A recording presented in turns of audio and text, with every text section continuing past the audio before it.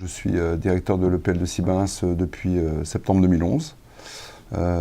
Précédemment, avant, j'ai été directeur adjoint à la Côte-Saint-André dans l'Isère, et puis avant, enseignant d'économie.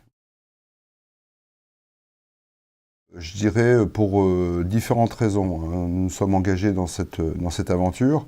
La première, c'est parce qu'il y avait aussi au niveau de l'exploitation une réflexion qui était menée, puisqu'en 2012, on a travaillé sur le projet d'exploitation. Et l'idée, notamment dans les éléments qui étaient ressortis, c'était de produire peut-être plus d'herbes, plus de luzerne, et essayer d'être moins dépendant et du maïs et aussi des tourteaux. Voilà, donc il y avait quand même ce projet qui était porté par le projet d'exploitation. Et puis il y avait aussi le fait que dans nos missions d'un établissement public, d'un EPL, nous avons aussi une mission qui s'appelle animation développement des territoires, participer à l'animation développement des territoires. Et donc effectivement il me semblait que nous étions légitimes, en tout cas à participer à cette aventure comme vous l'avez dit. Après, on s'est aperçu qu'assez rapidement, on est devenu un petit peu pivot sur le projet, notamment par rapport à la localisation géographique. Parce qu'en fait, quand on a commencé à étudier ce projet, la question de l'implantation du séchoir est venue assez rapidement. Et en fait, on s'est aperçu que Sibins était un peu le lieu idéal. À la fois parce qu'il y avait la possibilité, le conseil régional était... moi j'avais déjà eu des discussions avec la région, prêt éventuellement à imaginer rétrocéder de manière un peu symbolique une parcelle où on puisse implanter le bâtiment. Donc ça voulait dire éventuellement ne pas avoir à financer l'achat d'une parcelle pour construire le séchoir. Et puis derrière, c'est vrai qu'une des contraintes de la production de foin de luzerne, c'est en fait, il ne faut pas qu'on dépasse un rayon de 10 km, sinon après on a des coûts de transport qui augmentent fortement. Et donc finalement, par rapport à la région, on était un petit peu central. Voilà. Donc ce qui fait que très rapidement, le projet, c'était de dire, on va construire, le projet, ça va être de construire un séchoir sur le site de Sibins. On pouvait être aussi un élément fédérateur.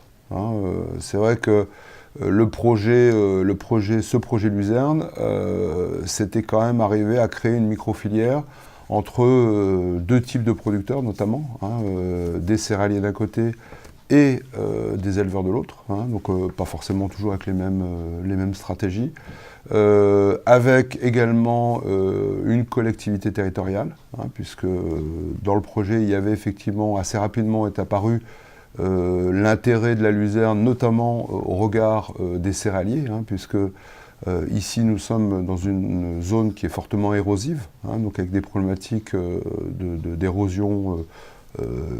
On a eu le dernier très gros épisode d'érosion, ça a été en 2007, où on a eu effectivement des torrents de boue qui se sont déversés, notamment dans des lotissements, etc. Donc avec une pression forte aussi et la volonté de la collectivité territoriale quelque part de régler ce problème-là.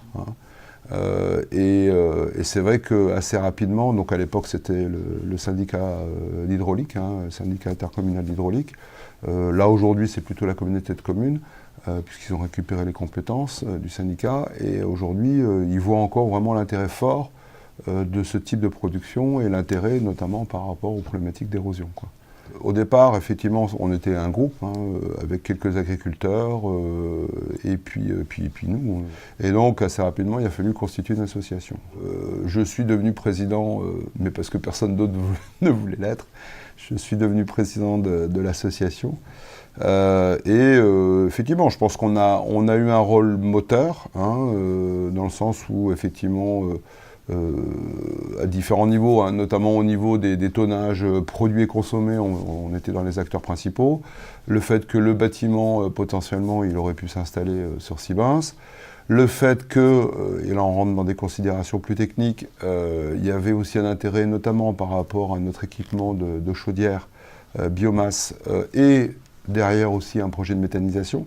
Hein, donc c'est vrai que le triptyque chaudière biomasse, méthanisation et séchoir, séchoir à luzerne, là on avait vraiment un triptyque qui était extrêmement pertinent au niveau de l'établissement, hein, et puis au niveau même du collectif. Voilà.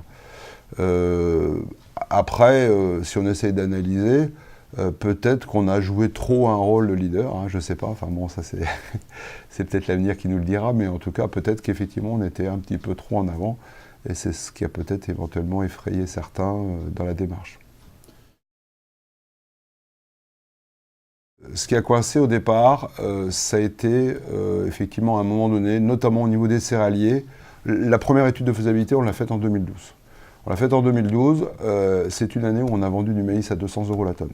Et ça a été, je pense, malheureusement, hein, un signe assez négatif, parce qu'effectivement, pour les céréaliers, il y avait toujours un peu cet espoir de penser que les cours du maïs remontant, finalement, le maïs allait redevenir beaucoup plus intéressant que la luzerne. Donc je pense qu'il y a ce premier élément. Il y a le deuxième élément, si on essaye d'analyser aussi, je pense que malheureusement, on a eu du mal à constituer un collectif de travail, notamment au niveau des producteurs céréaliers. Hein, c'est-à-dire qu'aujourd'hui, on est malheureusement parfois, pour un certain nombre d'exploitations, dans des stratégies plus individuelles. Alors même si voilà, des collectifs, il en existe, hein, autour des cumin notamment. Mais là, on allait beaucoup plus loin, hein, parce que c'était vraiment investir ensemble, monter un projet sur la durée, parce que voilà, il fallait au minimum une dizaine d'années pour que le projet, effectivement, il ait tout son sens. Et ça, je pense que ça a été compliqué pour un certain nombre d'agriculteurs, finalement, de s'engager. Hein. L'engagement dans le collectif, et moi, je reste persuadé que si on avait eu au départ un collectif qui avait déjà eu l'habitude de travailler ensemble, hein, sur peut-être d'autres projets, d'autres sujets, eh bien peut-être que effectivement ce collectif-là aurait pu partir dans ce projet-là. Je pense que, si vous voulez, pour redire autrement, je pense que le projet était trop gros pour un collectif qui n'avait pas encore l'habitude de travailler ensemble. Voilà. Hein, et il aurait peut-être fallu d'abord travailler sur des sujets où il y ait moins d'enjeux, moins d'investissements, etc. Pour que les gens, ils apprennent à se connaître, ils apprennent à travailler ensemble, et à un moment donné, après, se décident d'aller sur quelque chose de beaucoup plus ambitieux. Et puis le troisième facteur, et notamment au niveau des céréaliers, il y avait la volonté trop forte, j'ai envie de dire, que la collectivité territoriale s'investisse. Donc il y avait une volonté de la collectivité territoriale de s'investir, mais peut-être pas à des montants aussi importants que pouvaient l'attendre éventuellement les agriculteurs. Hein, à un moment donné, notamment sur le capital social, la collectivité était prête quand même à prendre un tiers des parts sociales, ce qui est quand même pas négligeable. Mais voilà, il y avait quelques agriculteurs qui étaient un peu plus gourmands et qui souhaitaient que la collectivité investisse massivement. Ou alors, ça veut dire que c'est eux qui prennent le pouvoir. Hein, mais là, il y avait la volonté de garder le pouvoir, mais en même temps que la collectivité investisse, quoi. Enfin bon, là, il y avait un truc qui fonctionnait pas trop, quoi. On n'a pas réussi, hein, puisque ce qu'on avait fixé comme limite, hein, c'était d'arriver à avoir à peu près 150 hectares d'engagement. Hein, c'est-à-dire qu'il y ait à peu près 150 hectares qui soient engagés dans le projet. Et au maximum, on est arrivé à 110, 120 hectares. Quoi. Donc il nous manquait 30 hectares, sachant que 150 hectares, c'était vraiment le strict minimum. Pour être plus confortable, on était plutôt à 180 hectares. Cette problématique de l'érosion, il n'y a pas de raison qui ferait que ça ne reviendrait pas. Hein, parce que même s'il y a eu des aménagements de fait, hein, il y a eu des bassins de rétention qui ont été construits, qui coûtent très très cher à la collectivité d'ailleurs. Aujourd'hui, tous les analystes disent que de toute façon, ce risque-là, il est toujours existant et que, au gré de gros orages, eh bien, il va revenir. Donc ça, ce sujet-là, il est toujours prégnant et on n'a toujours pas trouvé la solution, entre guillemets. Hein. Alors, il y a quelques bandes enherbées qui ont été mises en place, il y a des bassins de rétention, mais voilà, c'est pas suffisant. Donc ça, c'est un élément. La question de l'approvisionnement en protéines locales pour les éleveurs de Dombes, ce sujet-là, il existe toujours. Hein, et avec quand même l'objectif d'avoir effectivement une stabilisation des cours, hein, parce que la difficulté aujourd'hui de l'approvisionnement en luzerne, notamment des éleveurs laitiers, c'est que vous avez des fluctuations fortes de prix, hein, et ce qui fait que certaines années, quasiment certains éleveurs ne peuvent pas acheter parce que trop cher, etc. Alors qu'il y a un vrai intérêt zootechnique de la luzerne. Voilà. Donc ça, ce sujet-là, il est toujours d'actualité. Le troisième sujet, au niveau de la luzerne, au niveau des céréaliers, c'est effectivement, et aujourd'hui, quand on regarde les prix du maïs, alors après, on peut effectivement avoir cette année une année exceptionnelle, mais on reste quand même dans des tendances un peu lourdes de cours qui ont plutôt tendance à baisser. Ça veut dire qu'avoir une production qui garantit une marge brute, qui a un rôle agronomique, un intérêt agronomique exceptionnel, hein, en termes de tête de rotation, en termes d'absence d'apport azoté, minéral, etc., ça reste un vrai sujet, hein. On avait fait un travail aussi avec le syndicat intercommunal d'aménagement hydraulique, hein, c'est-à-dire qu'on avait identifié des parcelles particulièrement sensibles. Et donc là, l'idée, c'était vraiment de mettre une priorité absolue sur ces parcelles-là, sachant qu'effectivement, pour les agriculteurs, c'était des parcelles parfois avec moins de potentiel, donc finalement, ça pouvait être potentiellement intéressant de mettre de la luzerne à la place, quoi. Mais oui, c'est pas la solution miracle, je suis entièrement d'accord avec vous, hein. C'est un des éléments du dispositif, en fait. Voilà. Maintenant, qu'est-ce qui pourrait faire que ce projet redémarre, sous cette forme-là ou sous une autre forme? Moi, je pense que c'est surtout lié au collectif. Voilà. Hein, c'est-à-dire que si effectivement, localement, on a un collectif d'agriculteurs qui se constitue, qui prennent l'habitude, j'ai envie de dire, de travailler ensemble. Hein, alors, moi j'ai une piste, alors après peut-être que c'est pas du tout d'actualité, mais on a aujourd'hui un collectif qui s'est constitué dans le secteur autour des TCS et autour du sans-labour. Bon, c'est peut-être ce collectif-là qui, peut-être un jour, portera ce projet-là. Hein, c'est-à-dire qu'à un moment donné, je pense que c'est les hommes qui vont faire le projet ou qui le déferont. Et c'est les hommes qui feront que le projet va réussir ou il va échouer. L'intégration de ce type de projet dans une dynamique pédagogique, je pense qu'il y a un vrai travail de réflexion à avoir. Et là, pour le coup, ce qu'on est en train de faire, ce que le collectif, là, les enseignants en BTS Axe font sur le projet LUSCO, là, pour le coup, pour moi, ça va vraiment dans le bon sens. Hein. C'est-à-dire qu'on les emmène, on part de leur niveau et on les emmène progressivement à travers des interviews, des réflexions, des apports, etc. On les amène progressivement à problématiser, à prendre effectivement conscience des jeux d'acteurs, etc., etc.